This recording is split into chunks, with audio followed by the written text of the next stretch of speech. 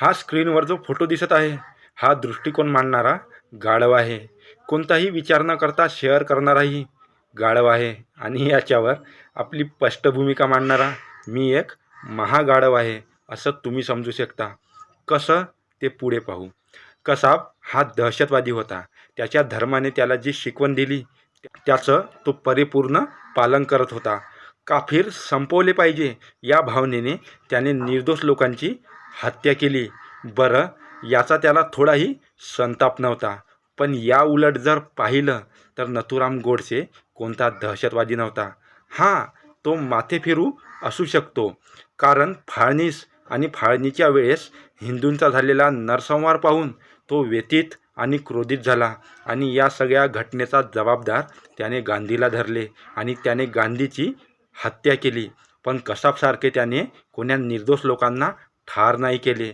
म्हणून कसाब आणि नथुराम गोडसे हे कधीच एका पारड्यामध्ये तोलले जाऊ शकत नाही. दहशतवादी संघटना आणि हिंदू संघटना याच्यामध्ये जमीन आसमानचा भेद आहे. दोघांचेही संघटन बनवण्याचे दृष्टिकोन वेगवेगळे आहे. दहशतवादी संघटना हे काफिर संपवले पाहिजे या भावनेने कार्यरत असतात आणि दुसरीकडे हिंदूवादी संघटना हे हिंदूंचं वैद्य मार्गाने संघटन बनवून हिंदूंना जागृत करून हिंदूंचे संस्कार, परंपरा आणि हिंदू धर्मावर होणारे घात याचा प्रतिकार करण्यासाठी कार्यरत आहे. आणि हिंदुत्ववादी संघटना कधी कोणते हल्ले करत नाही, कधी कोणता बॉम्बस्फोट करत नाही. पण दहशतवादी संघटना मात्र ह्या सगळ्या गोष्टी करतात.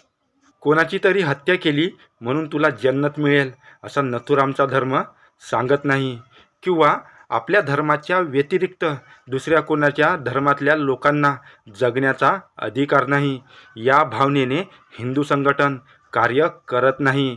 अशी भावना आणि अशी वृत्ती ठेवण्यास हिंदू धर्म कधीही परवानगी देत नाही.